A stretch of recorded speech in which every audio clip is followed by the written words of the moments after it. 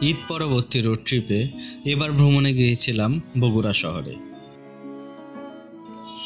ঘোরাঘুরি করতে করতে মধ্যাহ্নভোজের সময় হয়ে যাওয়ায় বের হয়ে যায় বগুড়া শহরে ভালো খাবারের সন্ধানে।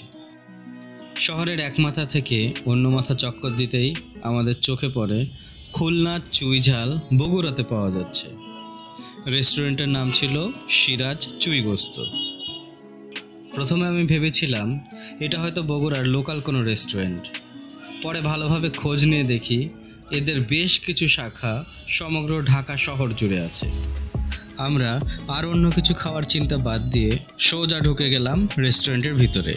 বাংলা খাবারের রেস্টুরেন্ট হিসাবে তাদের ইন্টেরিয়র ডেকোরেশন এবং স্টাফদের ব্যবহার বেশ ভালো ছিল। তাদের অল্প আইটেমের মেনু দেখে আমরা অর্ডার দিয়েছিলাম গরুর চুই গোস্ত, সাদা ভাত, ডাল, বোরহানি এবং কিছু ভর্তা। আমার কাছে সবচেয়ে ভালো লেগেছে তাদের সার্ভিং করার পদ্ধতি। গরম গরম ভাতে যখন ঘি ঢেলে দেওয়া হয়, আহা হা, বিষয়টা ভাষায় প্রকাশ করার মতো নয়। যাই হোক, তারা চুই গোস্তটাও আপনার পছন্দ অনুযায়ী বাছাই করে দেয়। এবারে আসি খাবারের স্বাদের প্রসঙ্গে। তাদের প্রধান আকর্ষণ চুই ঝাল দিয়ে রান্না করা গরুর গোস্ত। গরুর গোস্তটা ওয়েল কুক ছিল, গ্রেভিটা যথেষ্ট পরিমাণে ঘন এবং সুস্বাদু ছিল। গ্রেভির সঙ্গে তারা রসুন প্রোভাইড করেছিল, যেটা খাবারের স্বাদকে আরও কয়েক গুণ বাড়িয়ে দিয়েছিল। আমরা 3 ধরনের ভর্তা নিয়েছিলাম, আলু ভর্তা, কাঁচকলা ভর্তা এবং পেঁয়াজের ভর্তা, যেগুলোর স্বাদও ভালো ছিল।